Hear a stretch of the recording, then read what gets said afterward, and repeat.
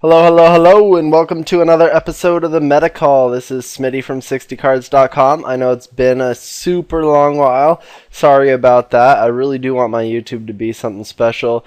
So I'll try to get videos up as much as I can. Been a little busy. But please let your friends know. Let anyone know that if they're into standard builds, because that's primarily what I focus on. But anyways, I've been working on some new lists, and these are actually, I'm trying to get community input, and I've posted them on my site, 60cards.com, for the community to contribute, and I'll be updating based on community input on my posts that I have. So anyways, this is a blue-green Infect list. I've adopted this off of a list I saw on MTG Online. I just felt it could be a little stronger. Me and Atma Palazzo on Magic Online have been working on this a bit. Coming up with some solid lists. It's actually already updated since what I posted on the website. I'll probably update it this evening. So anyways, this list is fantastic because it's kind of the quickest build in Magic right now, or at least standard, obviously, because you just go all out, you pump, but the thing is, it's a lot different than the Infect, mono black Infect list that I built, in that it's obviously not a control list, it's a full-on aggro list. That can play a mid-range game, because sometimes you need to kind of set up the one-shot kills by just controlling the board in a sense. Not being able to like throw yourself into counter spells, forcing them to kind of tap out and just plinking them away in the meantime. So things like that. Some of the best cards in the deck are Blighted Agent, obviously, because of the evasion, Titanic Growth.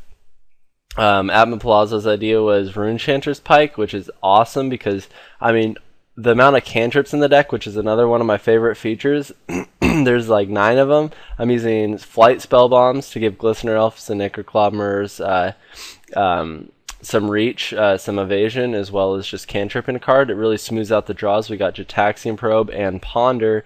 It really helps. It also lets us run probably a little less land than we really need to. The list I saw around 20. I'm actually comfortable at 19. And almost even feel like at some point it might end up being 18. It really depends. So far, the clearest, hardest matchup is Red Deck Wins. So if your meta's full of Red Deck Wins, this might not be the deck for you. It definitely can win. It takes the right hands. Obviously, one of the most important cards in Standard right now that no one is playing, at least main deck, and I've seen very few sideboard, is Mental Misstep. This deck's main decking 3. I originally had the idea to run Snapcaster Mage to get more uses out of the spells, such as the counter spells, the pump spells, and just like kind of have a control card that can block and trade with some dudes if you need to. Buy yourself that extra turn for the kill. I'm going to try it some more, but anyways, Ichorclobmer felt like the right choice, and that's just because you need the more Infect creatures, because you always need some type of threat, so you want to make sure you draw one. So I'll show you the list. We're playing against a blue-white control list, and this isn't a daily. I was 2-0 at the time. I'm now 2-1 as I'm recording this, losing to Red Deck Wins. So this hand against blue-white felt fine. They generally don't have gut shot, and what we want is, like, when we lay a 1-1, we want to have backup, like Mental Misstep up, unless like we just don't have an option. Obviously Mutagenic Growth can serve that same purpose, but we don't like using our pump if we don't have to, as a defensive measure, because the deck can run out of cards fairly easy. I haven't gone as far as put Tezzeret's Gambit in. I don't think it's necessary.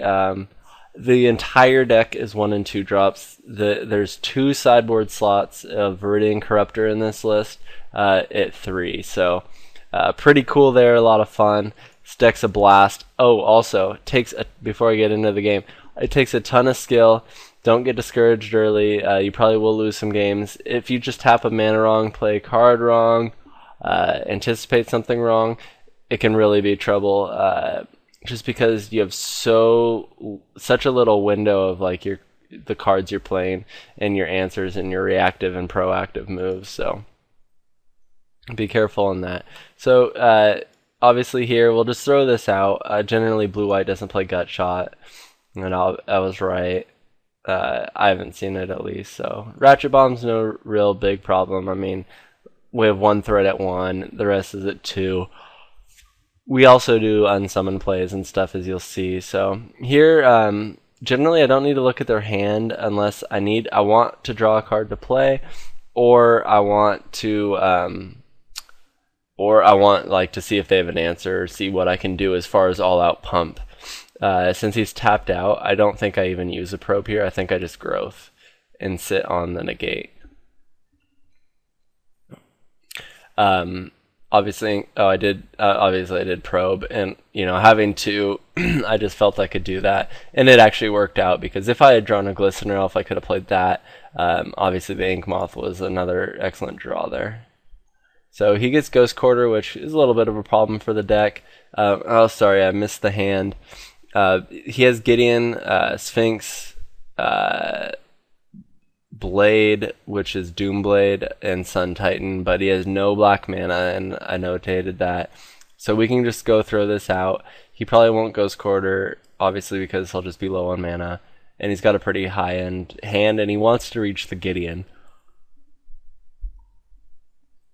And Gideon's probably his main plan here.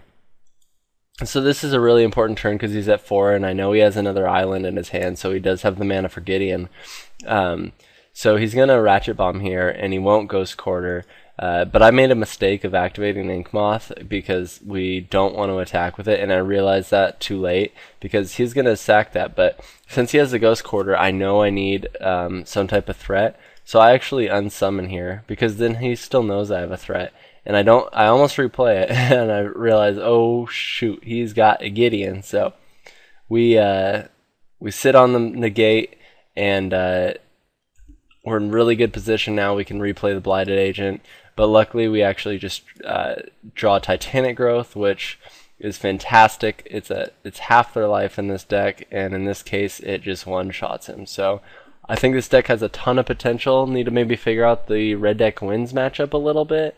Beyond that, it's primo, and there's a lot of card options and playing with and figuring out the best. So if you want to help out, shoot over to 60cards.com, try the deck, just giving you a feel of how it plays out so that you can kind of see beforehand and offer some input. But I do recommend playing before input because you always get a much better idea that way. So anyways, thanks for listening, and we'll catch you next time.